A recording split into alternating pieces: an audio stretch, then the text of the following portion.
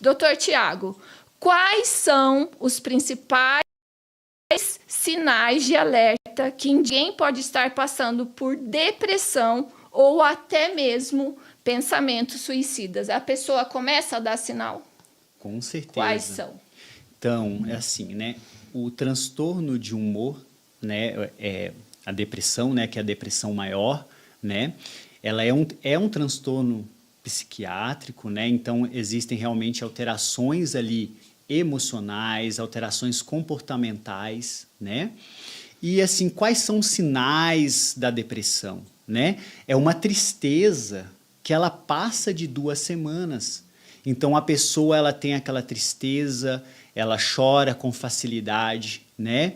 A depressão também ela é acompanhada de anedonia, que é a falta de prazer em fazer o que gosta, né? Então, se a pessoa amava levar os seus filhos para a escola, passear com seus filhos, ir no salão, se cuidar, né? Os homens jogar um futebol, fazer um esporte, ela deixa de fazer aquilo que gosta. Isso é o que nós chamamos de anedonia, né? A pessoa tem uma sensação de esgotamento, né? Passa a não dormir direito. Então, o sono também é um grande preditor da depressão, ou dorme demais, ou dorme de menos, tá? Começa a se desvalorizar, a se inferiorizar. Nós chamamos esse sintoma de menos-valia. Eu não sirvo para nada, eu sou um peso para as pessoas, né? Esse paciente ele também começa a ter alterações no peso. Uau. Então, ganha peso ou perde peso demais, né? Então, tem alterações no peso, começa a ficar mais irritado, irritada, não tem mais paciência com as pessoas, né? Começa também a ter dificuldades cognitivas. Então, o aprendizado, não consegue sentar, ler, né? Fica mais... a memória não é a mesma, a capacidade de concentração também não é a mesma. E esse paciente também pode, em casos mais graves, a ter o que nós chamamos de comportamento suicida, né? Pensamentos de morte, né? A vida vale mesmo? Vale a pena ser vivida? Para que eu estou aqui? Né? Parece que o paciente ele entra, o mundo ele está cinza, não tem mais cor, não tem mais vida, né? E assim pode ter também o que nós chamamos, né, de alucinações, né, de auditivas, de ouvir coisas, vozes depreciativas, você não presta, pensamentos intrusivos, sabe? E também o comportamento suicida. Uau. Né? Que isso aí realmente é muito triste, né? E quando nós falamos de suicídio, gente, nós não podemos, né? E esses sintomas depressivos, eles perduram por mais de 2 semanas, né? O que é diferente de uma tristeza, né? E assim, quando nós falamos de suicídio, né, nós sabemos que realmente 96% dos casos de suicídio, eles estão ligados aos transtornos mentais. Né? Os estudos mostram que um dos estudos que eles fizeram com mais de 15 mil vítimas do suicídio, né, e esses parentes dessas vítimas de suicídio foram visitadas por uma equipe de saúde mental. Identificou-se que 96% dessas pessoas que se mataram, elas padeciam de um transtorno mental, os transtornos de humor, depressão, bipolaridade, né? Os transtornos por uso de substâncias, uso de drogas, de álcool, esquizofrenia, os transtornos de personalidade. Então, são transtornos mentais que estão intimamente ligados ao suicídio. E o suicídio ele é 100% evitável, desde que nós procuramos, né, tenhamos ali uma busca de ajuda, né, e devemos também ajudar essas pessoas. Né? Então, é importante procurar um profissional de saúde mental, né?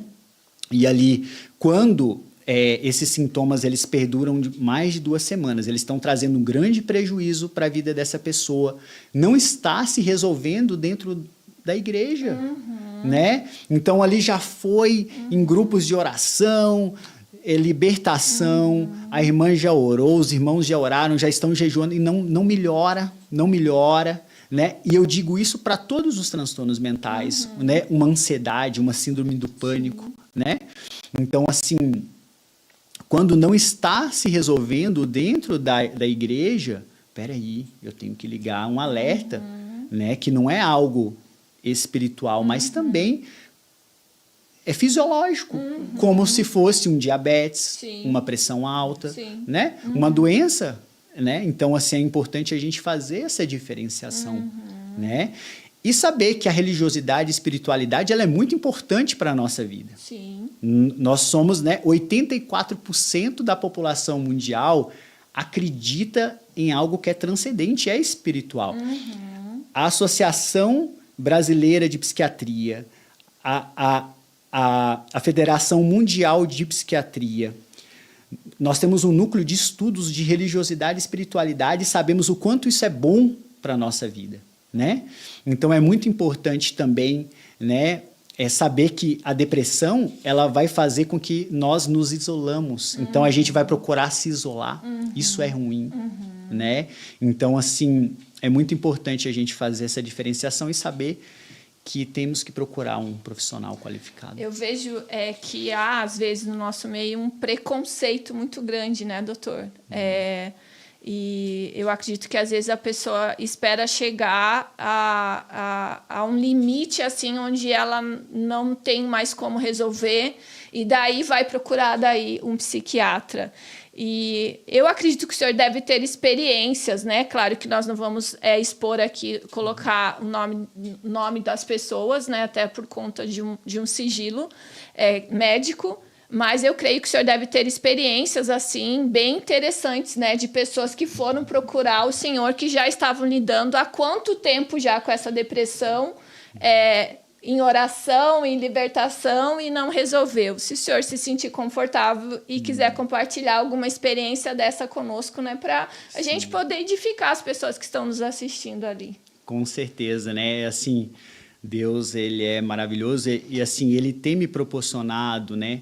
Assim, muitos pacientes, né, que estão ali,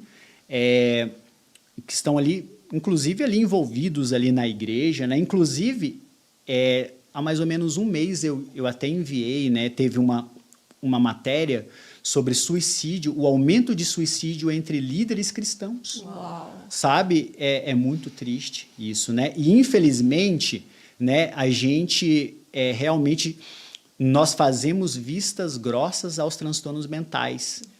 Ou para mais ou para menos. Ou você fala que é um mimimi, né, que é uma frescura, isso vai passar, né?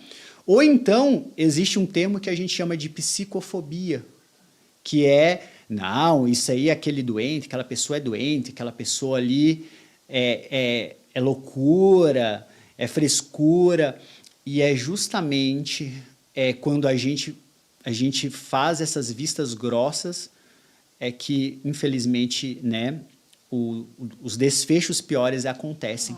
E, assim, eu já tive vários pacientes, né, que estavam ali passando por episódios depressivos, né? E durante esses episódios depressivos, ali até dentro do ministério, a pessoa perdia a produtividade, né? Não ficava, se isolava, né? Não tinha mais aquela paciência em poder cuidar, né, das pessoas, né? Então, assim, vivia passando por episódios depressivos e não fazia o tratamento, né? E ali jejuava, orava, né? E realmente, assim, isso é muito comum no nosso meio. E é muito engraçado que tem alguns pacientes, né, que eles perguntam: e aí, doutor, você acha que é espiritual? Eu tenho que falar Espírito Santo. Ô, Jesus! Né? Então, assim, tem um caso muito bacana que eu vivenciei, né, que era realmente um caso espiritual, né, onde essa paciente, ela já havia ali, ela teve um diagnóstico, né, de um transtorno psicótico, sabe? E esse caso me chocou muito, assim, eu fiquei muito emocionado, sabe? Porque ela chegou assim, doutor, trouxe uma sacola de remédios e colocou assim na minha mesa, e era uma paciente que eu já estava acompanhando há um bom tempo, né? E ela falou, doutor, eu estou curada, Uau. eu estou bem. Eu falei, mas me conte o que aconteceu. Olha, doutor, era algo que eu estava guardado, algo que estava guardado dentro de mim e eu queria compartilhar com o senhor. Eu falei, não, mas fale, vamos conversar. Então, doutor, durante todos esses anos, eu não conseguia perdoar o meu pai. Eu fui abusada pelo meu pai dos 11 aos 15 anos. E aí o meu pai, ele sofreu um AVC.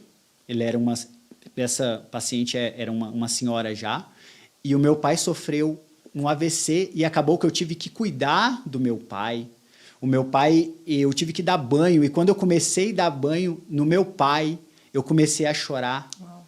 E eu disse assim, pai, eu libero o perdão, eu te perdoo, pai. E ali eu fui acompanhando essa paciente, e quando ela me contou, ela falou assim que ela foi liberta de tudo aquilo, daquelas vozes na cabeça, Glória a Deus. daquelas crises de irritabilidade. E eu pude acompanhar essa paciente ali por mais uns 6 meses, e vi que era algo espiritual, Uau. que era algo psicológico, né? Então, e assim também, eu vi casos Sim. que a pessoa achava que era espiritual, sim, mas era um transtorno psicótico, né? Mas Deus é bom. Deus Haja discernimento.